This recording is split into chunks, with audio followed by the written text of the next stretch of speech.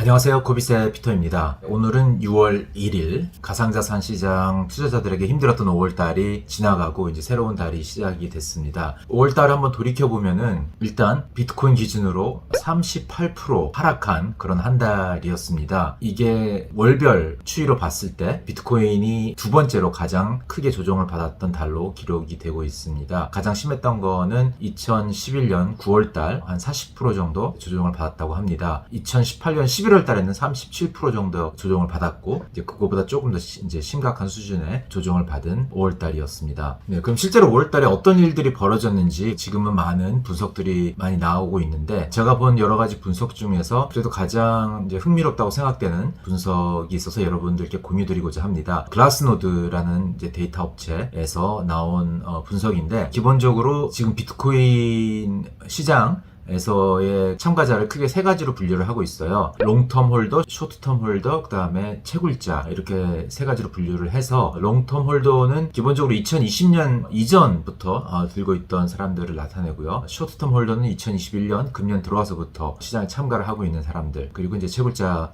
이렇게 세 가지로 나누고 있는 거죠. 아시다시피 여러분 체인상에서 코인이 이동을 하는 모든 기록이 남아있고 그렇기 때문에 지금 어떤 일정 지갑에 들어가 있는 코인이 얼마나 최근에 손바뀜이 일어난 코인인지 알 수 있기 때문에 이런 분석이 가능한 것입니다. 비트코인 투자에서 다른 자산에서는 볼 수 없는 어떤 비트코인 투자 시에만 저희들이 참고를 할 수 있는 어떤 재미있는 특징 중에 하나라고 이렇게 생각이 됩니다. 그래서 이 데이터를 활용을 해서 이제 분석을 해보면은 일단 단기 투자자들, 쇼트텀 홀더들의 갖고 있는 지분이 이제 금년 들어와서 많이 쭉 늘어나다가 이제 4월 초부터 조금씩 이제 감소하는 그런 추세를 보이고 있습니다. 이제 그 추세가 5월달까지 계속된 거고요. 그런데 5월달에 특히 이 조정폭이 좀 심했던 이유는 이제 채굴자들의 보유 물량이 조금 이제 하락세로 돌아섰다는 거인 것 같아요. 실제로 차트상에 보면은 그 하락세가 크게 큰 움직임처럼 보이지는 않습니다. 그렇지만 이제 채굴자들은 기본적으로 항상 신규 공급을 받는 채굴을 해서 신규 비트코인이 들어오기 때문에 채굴자들의 보유량은 그냥 가만히만 있어도 조금씩 늘어나게 돼 있는 거죠. 그런 상황이 5월 중순에 살짝 하향을 하는 모습을 보였습니다. 그러니까 이게 뭐 차트상으로 봤을 때는 큰 움직임이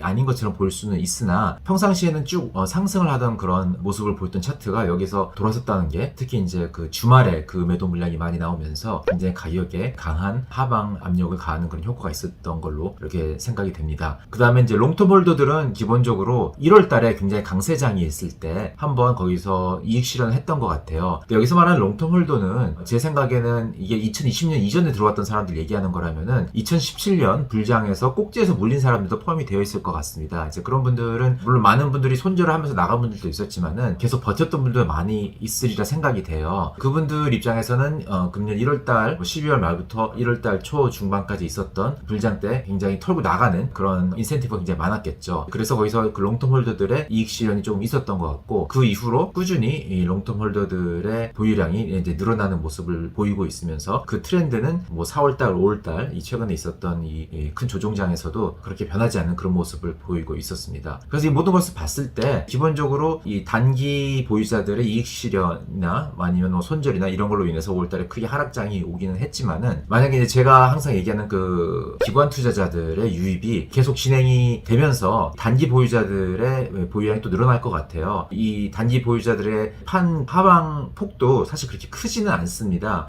이것은 무엇을 뜻하냐면 제 생각에는 금년 들어와가지고 1월달부터 이 유입이 된 자금들이 기관 투자자들의 자금이 있었고 이제 그거에 딸려서 리테일 자금도 들어왔던 거인데 이번에 5월달에 많이 4월달부터 5월달까지 팔고 나간 그런 자금들은 제 생각에는 이제 많은 리테일 자금들이 대부분이었던 것 같고 그렇게 생각을 하면은 기관 투자자들의 자금이 다시 들어오기 시작하면은 이들은 이제 금년에 들어온 기관 투자자들 자금은 이제 쇼트텀 홀더로 잡히겠죠. 데이터상으로는. 그러면 이제 쇼트텀 홀더들의 그 차트가 다시 반등을 하는 모습을 보일 때가 아마 단기적으로는 비트코인 가격이 상승하는 그 시기와 맞물리지 않을까 이렇게 생각이 듭니다. 어쨌든 뭐 5월달을 도대체 무슨 일이 벌어졌는지 엄청난 이제 조정장이었기 때문에 많은 분들이 의아해하고 이 상황을 어떻게 받아들여야 할지 이제 궁금해하시는 분들을 위해서 조금이나마 도움이 되고자 글라스노드의 데이터를 여러분들께 간단하게 설명을 드렸습니다. 사실 오늘 제가 좀 하고 싶은 얘기는 이런 어떤 단기적인 움직임보다 이 5월달을 우리가 이제 뒤로 보내면서 실제로 작년 5월달에 무엇이 있었는지 한번 생각해보는 시간을 좀 가져 보면은 저희가 이 시장을 접근할 때 너무 일희일비하지 않고 이제 중장기적인 어떤 그런 관점을 유지하는데 도움이 되지 않을까 싶어서 작년 5월달에 있었던 굉장히 큰 이벤트를 제가 말씀드리고자 합니다. 2020년 5월달 바로 이제 코로나가 국면이 굉장히 심각해지면서 경제 위기가 오고 전 세계 금융시장이 대폭락을 하면서 엄청난 양적 완화가 3월달, 4월달에 이루어졌고 그 다음에 맞이한 게 5월달이었죠. 5월달에 가상자산 시장에 투자하는 사람 입장에서 봤을 때 가장 큰 이벤트는 이 헤지펀드 매니저 폴 튜더 존스가 인베스터 레터를 쓴 이게 가장 큰 이벤트였다고 저는 생각이 됩니다. 여러분들이 한번 1년 전을 돌이켜서 생각을 해보면은 그 당시 비트코인 시장은 지금처럼 관심을 갖고 있는 사람이 많지 않았습니다. 지금 이렇게 관심이 많은 이유는 이제 작년 하반기부터 왔던 불장 때문에 지금 매스컴에서는 거의 하루가 멀다 하고 비트코인에 관한 뉴스를 내보내고 있지만은 1년 전까지만 해도 그렇지 않았어요. 거의 뭐 대중매체, 지상파, TV 이런 데서 비트코인에 대한 얘기를 거의 끝내지를 않고 있었죠. 그렇게 관심이 아무도 없는 상황에서 제도권에 있었던 헤지펀드 매니저 폴 튜더 존스가 비트코인에 관심을 갖게 됐다는 것은 굉장히 제가 보기에는 앞서가는 그런 움직임이었고 열린 마음이 있는 투자자가 아니었으면 불가능했을 것이라고 생각이 됩니다. 그 당시에 이분이 한 4페이지, 5페이지 남짓의 인베스터 레터를 통해서 자기가 왜 비트코인에 투자해야 된다고 생각을 하는지를 설명을 했죠. 이거에 관해서는 저희가 이제 그 코인 클래스에서 헤지펀드 편을 2편에 나눠서 다루면서 언급한 적이 있기 때문에 좀 더 뭐 헤지펀드라는 그 집단에 대해서 궁금하신 분들 그리고 이 인베스터 레터가 갖는 의미에 대해서 좀 더 깊게 들어가시고 싶으신 분들은 여기서 영상을 봐주시면 감사하겠습니다. 네, 근데 여기서 뭐 간단하게 제가 이제 그 인베스터 레터에 쓰여 있는 내용을 요약을 드리면은 일단 이 인베스터 레터는 공동 집필을 했죠. 폴 튜더 존스와 그 다음에 폴 튜더 존스의 치프 이코노미스트인 로렌조 지오지안이라는 분하고 이제 같이 집필을 했어요. 로렌조 지오지안이라는 분은 평생을 IMF에서 개발도상 국가들의 금융 위기 또 그거에 따른 정책들을 실행을 하는 부서에서 차관까지 했던 분입니다. 그렇게 거의 20년을 IMF에서 활동을 한 이후에 그다음에 2013년부터 폴 튜더 존스 회사에 조인을 하면서 치프 이코노미스트로서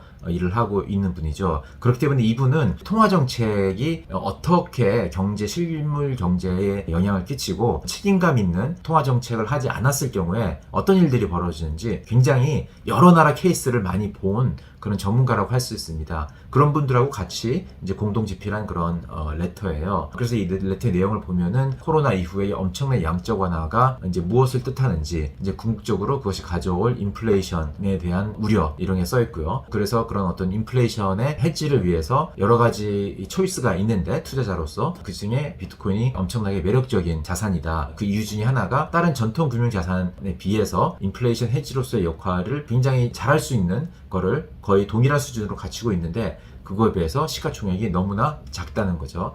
다른 자산에 비해서. 작년 1년 전까지만 해도 금 시가총액이 60분의 1이었습니다. 지금은 10분의 1 정도로 이렇게 좀 성장을 했긴 하지만은 아직까지 여전히 다른 자산에 비하면은 굉장히 시가총액이 낮은 그런 자산으로서 저평가되어 있다. 뭐 이런 얘기를 하고 있죠. 자, 여기서 이제 이 인베스터 레터의 그 제목 자체가 Great Monetary Inflation, GMI 이렇게 되어 있습니다. 인플레이션이라는 단어가 굉장히 우리 일상생활에서 다양하게 뜻으로 쓰이기 때문에 일반 투자자들 분들 굉장히 혼돈이 많이 올 거라고 생각을 합니다. 여기서 폴 튜더 존스가 말하는 인플레이션은 인플레이셔너리 정책에 대한 해지를 얘기하는 거죠. 지난번에 잠깐 말씀드렸지만은 우리가 사는 이 세계는 구조적으로 디플레이셔너리 프레셔가 엄청 강하기 때문에 그 이유는 이제 값싼 노동인구의 유입과 엄청난 속도로 발전하는 기술의 발전이 두 가지 제가 말씀을 드렸었습니다. 이런 거는 구조적인 거기 때문에 어떻게 단시간으로 픽스될 수 있는 것들이 아닌 거죠. 그렇기 때문에 정책을 피는 사람 입장에서는 이런 디플레이셔너리한 거를 상쇄시키기 위한 인플레이셔너리 정책을 쓸 수밖에 없는 거고 그거에 이제 밀당이 오고 가는 그런 세계에 우리는 살고 있는 거고요. 이런 상황에서 이제 인플레이션이라는 정책이 계속 되기 때문에 그거에 대한 여러 가지 부작용이 있을 수 있는 거고 그거에 대한 대책으로서 비트코인이나 뭐 다른 자산들을 폴 튜더 존스는 얘기를 하고 있는 거죠. 이제 지금 코로나 국면이 뭐 어떻게 보면 금년 말쯤에는 완전히 끝날 수도 있는 거고 유럽이나 미국에서는 격리도 해제하는 모습을 보이고 있습니다. 이렇게 되면서 경제가 다시 살아나면은 이 폴 튜더 존스가 또 우려했던 그런 상황들의 트리거가 될 수가 있는 거고요. 여러 가지 그런 상황에 놓여 있습니다. 그래서 1년 전에 그런 선경지명을 갖고 비트코인이라는 자산은 이렇게 우리가 왜 투자로 신생 자산으로서 받아들여야 되는지 설명을 했던 이 레터가 나왔던 거고요. 이것을 계기로 그 후에 많은 기관 투자가들이 유입되는 그런 어떤 정당성을 부여하게 되었고 그 전까지는 비트코인은 거의 뭐 장난감 같은 그런 시선으로 바라보던 기관 투자가들도 이제 이거를 좀 더 심각하게 받아들이는 계기가 됐던 거고, 그런 의미에서 굉장히 큰 의미가 있었던 사건이었던 것 같고요. 그런 일이 1년 전 5월 달에 이제 일어났던 거죠. 그 당시에 또 이거와 맞물려서 비트코인 반감기가 있었기 때문에 더욱더 이 무한대로 찍어내는 양적 완화라는 정책이 얼마나 우리에게 위험을 가져다 주고, 반대로 그거와 정반대로 2100만 개라는 제한된 어떤 통화 정책을 갖고 있는 비트코인이라는 자산의 매력이 기관 투자자들에게 더욱더 이제 매력적으로 다가갔던 어떤 그런 시기가 아니었나 싶습니다. 이런 거를 따져봤을 때 우리가 지금 이 5월달이 굉장히 혼란스러운 한 달이었기는 하지만은 사실 조금만 우리가 시간을 되돌려봐서 1년 전만 보더라도 그런 상황에서 우리가 출발을 한 거고, 그때 상황하고 지금 폴 튜더 존스가 얘기하는 비트코인을 우리가 투자해야 되는 이유 하나도 달라진 게 없어요. 이 5월달에 폭락장이 있건 없건 간에 중국에서 이 채굴자들에게 어떤 정책을 내건 안 내건 간에 우리가 비트코인이라는 자산을 포트폴리오에 담아야 돼야 되는 그런 이유, 폴 튜더 존스가 말한 이유는 변화된 게 없습니다. 그렇기 때문에 우리가 너무나 이런 단기적인 움직임에 흔들리지 말고 기본적으로 왜 비트코인에 투자를 하는지를 다시 한번 되새겨보고, 그리고 어떤 패닉한 디시전 메이킹을 하지 않는 그런 마음가짐을 가졌으면 하는 바람에서 오늘 영상에서 폴 튜더 존스의 레터, 인베스터 레터를 한번 다뤄보는 시간을 가졌습니다. 네, 오늘은 여기까지입니다.